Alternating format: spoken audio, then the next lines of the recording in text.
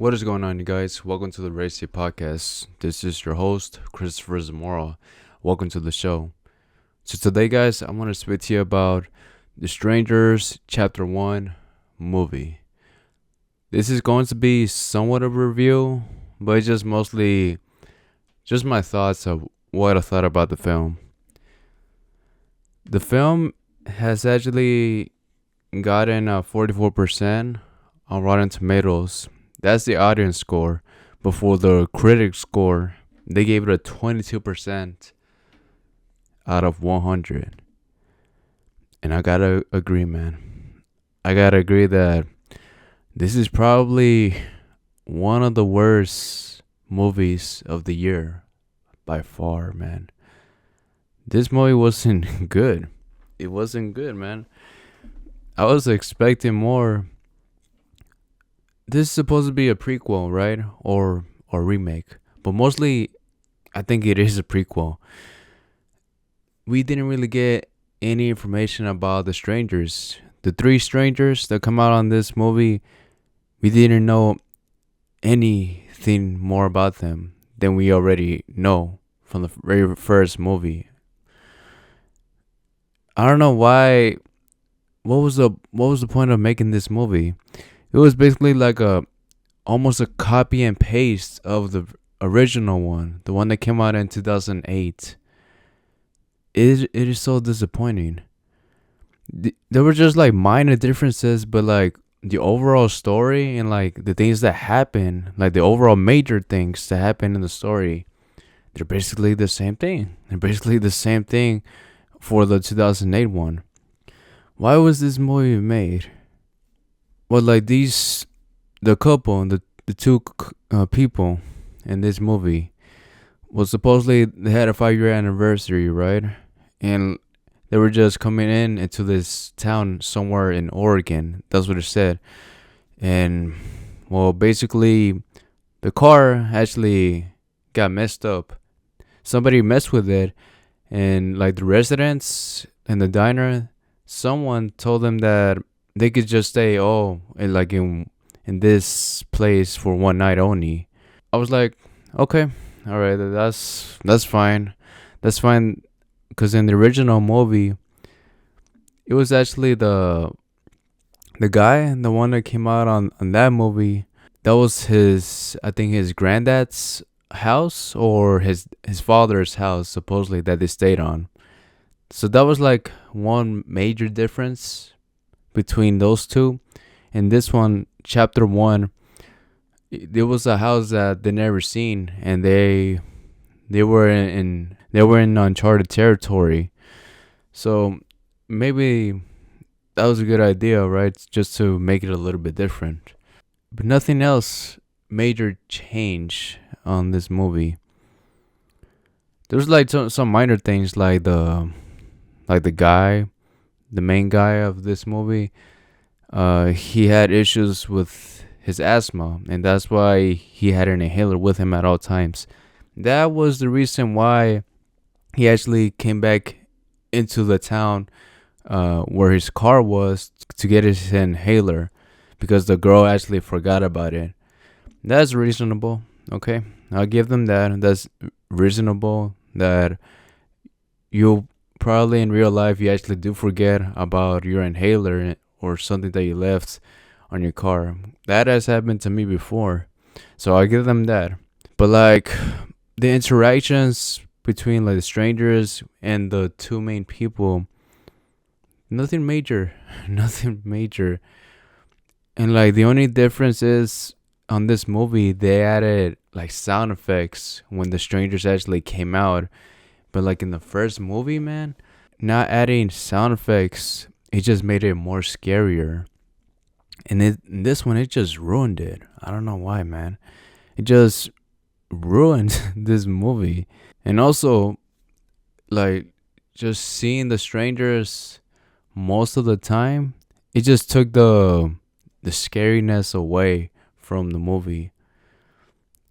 In the original one, the 2008 movie, you hardly see the strangers, and when they pop up, yeah, you are scared of them. And And this one, you just see them all the time, and that scariness, it just goes away, and the movie's just, it's just whatever. One other thing that they changed, it was that the couple actually try to escape them, right? And they head to the woods. That was something new that they added. But like, again, nothing major did happen. Yes, one of them actually got hurt with a nail. Like the girl, she got a nail stuck on her hand, right?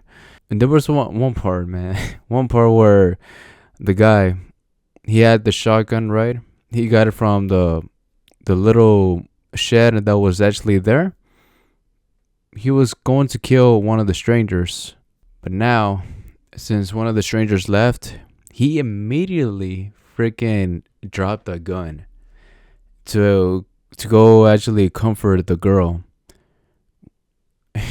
In what world would somebody actually drop their gun when there's three strangers actually going to try to kill you? Why? That doesn't happen, man. I don't think in real life somebody who has their guard up at all times who actually drop their gun to comfort somebody there. They will hold the gun and try to comfort the person. Yeah, I don't think that just doesn't make sense. It's just like the choices that the characters made as well. It just doesn't make sense. There was another scene that was just similar just to the original 2008 movie when the cars actually collided with each other, right? So on that part, the only major difference was that the girl escaped and the guy actually stayed there. The good thing is that he survived, right? And the stranger who was driving the truck was gone. He was immediately gone because once he shot the truck or the truck's window or whatever, he was gone. He was nowhere to be found. He was able to get out of his car, right? By pushing the glass through the window. That's how he got out. And then I immediately thought, damn, you should just take those keys, man. You should just take those keys that the stranger actually left on the truck. Yeah, the truck, it was still on the whole time. I don't know why. I don't know why the writers did not thought about that. Why didn't they just let the characters actually take those keys away from the strangers so they can actually have a right to get out from that place? I don't know. I feel like this movie was rushed and they just didn't thought about it as much, man. Not like the 2008 movie or the second one that came out. It was just so disappointing, dude. Just about the choices that the characters made. The strangers, they weren't that scary at all. It's just so disappointing. It really was a very disappointing movie. And I was like, why? Why was this movie made, man? I could have watched some other better movie than this. It was a really disappointing one. I gotta give this movie probably maybe like a 4 out of 10. A 4 out of 10 because, yeah, man, it really was that bad. The cinematography, it was okay, like I said, when they were in the woods. But just like the overall characters, I did not like them at all. Like the characters, they were way better in the 2008 movie. They had like a purpose. Like you felt their acting. You felt like they actually did care about each other. And this one, it seemed like everything was forced. I think that was like the main issue for this movie. That's something bad. Like if you're writing something for a TV show or a movie, you cannot force things. You have to actually make something great, make actually something stand out from the crowd. Because the acting in the very first movie, it was just overall great, and the characters actually had like sympathy for each other. They cared about each other, and you did care about the guy actually proposing to the girl in the very first movie than you did in The Strangers Chapter 1. Yeah, speaking about that, he proposed, supposedly the guy, he hasn't proposed to the girl, right, that he is with, and it's been 5 years. They had their 5-year anniversary on this day. He hadn't proposed to her, and like the crazy part is the writers actually made him actually propose to her while they were about to die. Yeah, why? Why you did that? Why on that moment? Could have been a different moment. Why on that moment? It's just, I don't know. It wouldn't just make sense. Uh, like in real life, if somebody took a couple, I don't think they will propose on that very moment. They will be in danger and they will try to find a way out, not try to propose to your person. Yeah, it just, the choices they make, man, it just didn't make sense. And that's why I just did not like the movie, and I doubted I'm gonna watch it ever again. And supposedly they're gonna be 2 more movies after this one, because at the ending it said there was a to be continued sign. I'm gonna check them out to see if they're any good, but yeah, man, it was just so disappointing. This movie, it was basically like a remake of the original one, but like more downgraded. It's so disappointing, dude. I was expecting more, and I was expecting them to actually tell us who was Tamara at this time. We never got that answer. We don't know who Tamara is because the strangers always mention that name in every single movie. Like when they knock and you open the door, you see them, right? And they say, "Is Tamara here?" Who the hell is Tamara? We don't know who's Tamara yet. So yeah, that was a very disappointing movie, dude. Horrible, man. It was horrible. Definitely not gonna watch it again. I prefer the 2008 one out of the 3 movies that have come out for The Strangers. The second one, I haven't seen it in a while. I only saw it one time. I've seen the 2008 one a bunch of times, like 4 or 5 times. It's just that good. But yeah, man, Chapter 1 wasn't a great movie. I don't know how Chapter 2 is gonna do. But supposedly the girl actually survived. That was another major thing that they changed. No, never mind. In the 2008 movie, the girl actually did survive as well. But we will get to see more of her on the next film. We're going to see. Yeah, I do not recommend this movie, man. It's not good. The ratings were actually right on this movie. The audience were right. Even the critics were right this time. It was a really disappointing film. Sorry, man. I gotta give my honest opinion for this movie, and it was disappointing, dude. Did not like it at all. And now switching gears, guys. I know this is not horror anymore, but I wanted to speak to you about Deontay Wilder. Deontay Wilder, he just fought against a Chinese boxer. His name is Zhang, and he lost. He lost badly. He got KO'd on round 5. He tried to get up. He did, right? But when he tried to walk straight, he was wobbly the whole time, dude. And that was it. They finished the fight and Zhang won. Now he's going to have a chance to actually fight. Maybe, I don't know, maybe Daniel Dubois or Anthony Joshua. It just sucks that Deontay Wilder, lots of people say that he's not in his prime anymore. But like, it really is disappointing, dude. It really is disappointing just seeing him go downhill, man. Because I really did want to see him keep fighting to keep actually knocking guys out.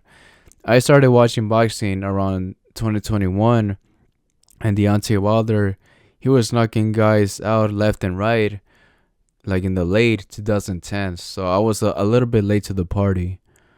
Like the only person I saw him KO'd was a guy named uh Sartorius. I do not remember his name, but he knocked him out in the very first round. Some random guy I do not know. And the trilogy fight that he had against Tyson Fury, those were the only great fights that I saw of Deontay Wilder live.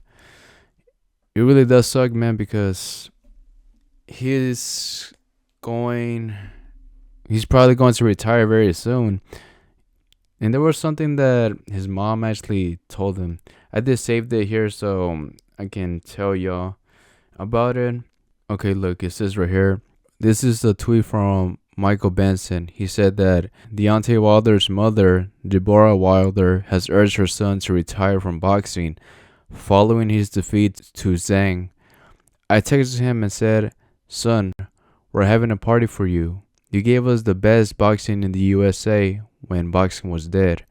You've gotten older. You ran your course in your journey. It's time to celebrate. Enjoy your life now. Teach other young men how to become a champion." Yeah, even if his mom is telling him to retire, yeah, man, he should just put the gloves up.